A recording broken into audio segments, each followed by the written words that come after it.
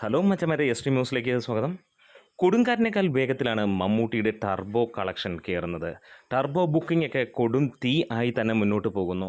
ആദ്യ 2 ദിനങ്ങളിലെ ബുക്കിംഗ് കാണുമ്പോൾ ഞെട്ടുകയാണ്. 1,20,00,000 മുകളിലാണ് ആദ്യ 2 ദിവസം കൊണ്ട് സിനിമയുടെ ബുക്കിംഗ് വന്നത്. ഇന്ന് ഞായറാഴ്ചത്തെ ബുക്കിംഗ് കാണുമ്പോൾ ഒരു കാര്യമേ നമുക്ക് പറയാനുള്ളൂ, ഇതാണ് മമ്മൂട്ടിയുടെ ബോക്സ് ഓഫീസ് പവർ. ഇതല്ല, ഇതിന് മുകളിൽ ഇനിയൊരു സിനിമ വന്നാൽ അതിൻ്റെ മുകളിൽ കയറുമെന്നുള്ളതിന് സംശയങ്ങളൊന്നുമില്ല. മമ്മൂട്ടി കമ്പനി നൽകുന്ന ഗ്യാരണ്ടിയാണ് ഏറ്റവും എടുത്തു പറയാനുള്ളത്. മമ്മൂട്ടി കമ്പനിയുടെ സിനിമകളെല്ലാം തന്നെ പ്രേക്ഷകർക്ക് വലിയ രീതിയിൽ ഇഷ്ടമായ വ്യത്യസ്തമായ സിനിമകൾ തന്നെയാണ്.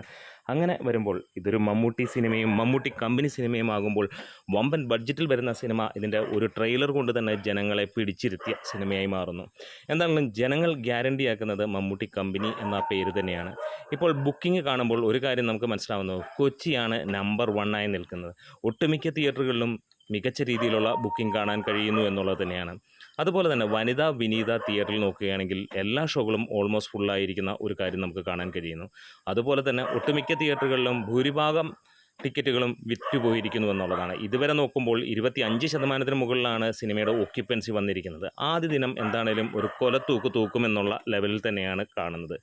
ജനങ്ങൾ അത്രത്തോളം ആവേശഭരിതമായിട്ടാണ് മമ്മൂട്ടിയുടെ ഈ ഒരു പടത്തിന് വേണ്ടി കാത്തിരിക്കുന്നത്. നിങ്ങൾ ഈ സിനിമ കാണാൻ കാത്തിരിക്കുന്നുണ്ടോ? ടിക്കറ്റ് എടുത്തിട്ടുണ്ടോ? എന്താണ് അഭിപ്രായം? ഒന്ന് വീഡിയോയിലൂടെ ഒന്ന് കമൻസിലൂടെ പറയുക. Thank you bros.